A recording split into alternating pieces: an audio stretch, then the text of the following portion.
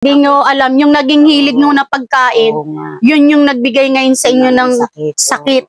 Ibig sabihin galing itong pinambili ng gamot na ito. Ayan, maraming salamat po sa aming kabarangay. Galing pala to sa ating kabarangay, no? Opo. Ito po si Nanay Josie, mga kalabi. Siya po yung yung nanay ni Judy po. Dito yung niya, Judy dinaan, dialysis niya. Bali, kailangan niya pa magpa-pistula. Pistula? Nanay, wag ka na lang kayang masyadong magsalita, Nay. Si Judy na lang. Si Judy na lang ang magsasalita, opo. At bali, anong sabi ng doktor? Ayun nga po, ang sabi nga po, dapat nga po, doon po talaga sa BGH po siya magda-dialysis? Magpipistula. Pistula. Magpipistula din si nanay. Kaso nga lang po, wala po tayong magagawa. Matagal po, schedule. Ngayon po, kailangan namin makakuha ng referral dito sa doktor po na mismo na po siya, makapagpistula dito po sa labas. Pero wala naman daw pong babayaran sa pistula. Wala naman daw babayaran sa pistula. Bali, ilang beses nagda-dialysis si Nanay Josie? 3 times a week po. 3 times a week? Po. Martes, Webes, saka Sabado po siya.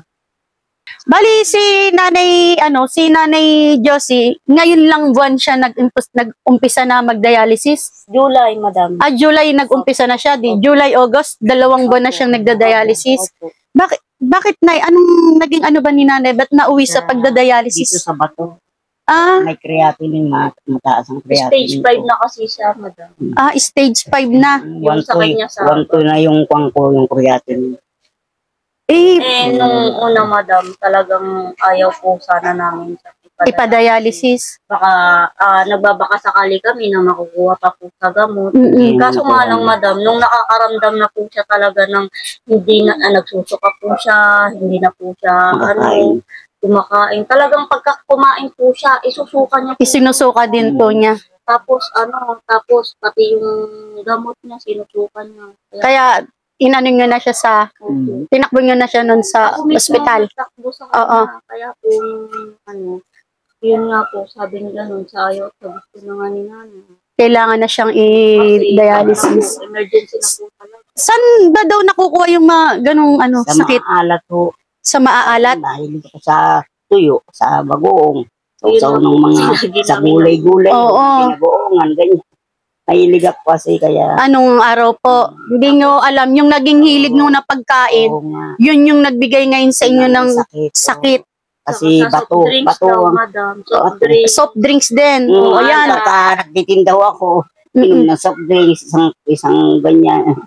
Ba't, Nay, ano po ba yung hanap buhay nyo nung... Nagtitinda-tindaw ng mga gulay, nakikita nyo ako ron. Nalo ko pa nga kayo. Ay, ganun po. Hindi ko na natatandaan. Baka bata pa siguro ako nun. Bata pa ako? Oo, medyo bata. Opo. Mga okra, ganyan. Ayun, si Nanay po nung araw, nung malakas-lakas pa siya, nagtitinda siya ng gulay. Kaya yun, ang ulam niya, panay nga gulay, sausaw naman sa bagoong. Binagoongan, kaya ayan po, no? Opo. Kumusta naman po yung sa inyo, dialysis kanina po? Ay, maayos naman, no. Ay, ngayon pagdating ko rito, para akong hinahapo. Kaya ako nakahiga agad. Yung pakiramdam niyo, hinahapo kayo, kaya amiga, pahinga na po kayo dito, no, Nay? Opo, kaya madam, alas 6 pa lang pinapakain ko na siya kasi po, umiinom pa siya ng gamot. May mga gamot pa siya na iniinom. Yung iniinom niyang gamot, ano yun? Araw-araw, ano yun? 3 beses sa isang araw. 3 beses sa isang araw, iniinom niyo. Madami, madam. Oo. Talagang nag-ano po ako sa kanya, may 3 times a day, may 2 times a day, may pang 9 PM pa siya, 9 AM, gano'n. Tuloy-tuloy na inuman po yan, Nay. Habang buhay. Habang buhay nga nang iinumin yan. May 60 capsule, may 90 capsule. Ayan yung mga mga gamot ni Nanay, no? Hindi lang yan, marami na. Ay, hindi pa. May isa pa po siyang hindi na iinom. Ay, meron siyang isang gamot na hindi na iinom. Ito nga po. Ito po talaga Bakit? hindi niya naiinom. Ba't hindi niya po naiinom? Wala pong pambili, madam. Ay, walang pambiling gamot. 165 67 isang capsule, madam. 167 isang kapsul. Opo. Ilang beses iinumin sa isang araw? Beses po, Dalawang beses. Di 167 plus 167. Ang hirap nga dahil mga kalabi, gaya niyan, sila Judy, sila lang yung nandito na wala naman silang kasama rito na naghahanap buhay, no? Opo. Si Judy, hindi naman po pwedeng maghanap buhay dahil may anak din siya na maliit, na may sakit pa nga. Itong si Baby Michael, bukod pa doon, si nanay din.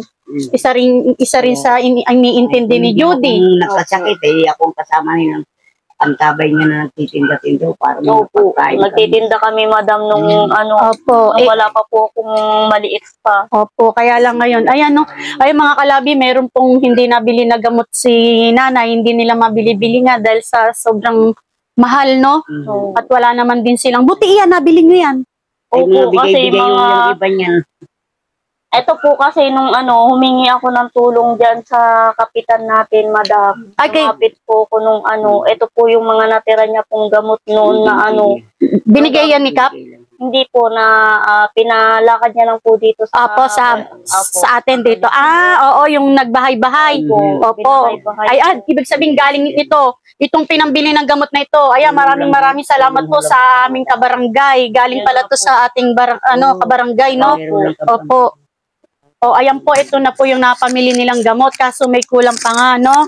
O, Nay, ayan, tamang-tama, meron pong, pinaabot po sa inyo si Brother Boyet and Sister Becky po, ng 2,000 Hail Mary Prayer Group from California, no, Nay? O, ito, Nay, bili ka na ng gamot mo, yung Judy, yung hindi nabibiling gamot, hindi no? Hindi nabibili baka yung... Opo. Oo. Buti pala na kami dito, napasyal kami. At po kasi ng kapatid ko, madam, na yun nga sa puso na. Sa puso yun, yung hindi na inom na gamot. O, Nay, ito po, Nay, pinapaabot ko sa inyo. O, 1,000, 1, 2, 3, 4, 50, 60, 70. Ayan. 1,470. Ito yung 1,000. Ito yung 1,000. No? Maraming pong salamat sa nagbigay ng tulong sa akin. Ngayon may pambili ka na ng gamot. Pambili ng gamot. Malaking bagay na po. Opo. Maraming salamat po.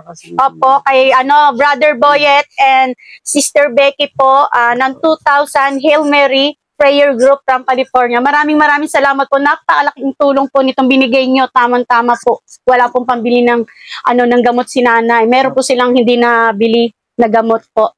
Ayan, Judy, anong gusto mong sabihin sa nagbigay kay nanay ng gamot niya na hindi nyo nabibili? Maraming salamat po, Brother Boyet at Sister Becky ng 2,000 Hail Mary Prayer Group from California po.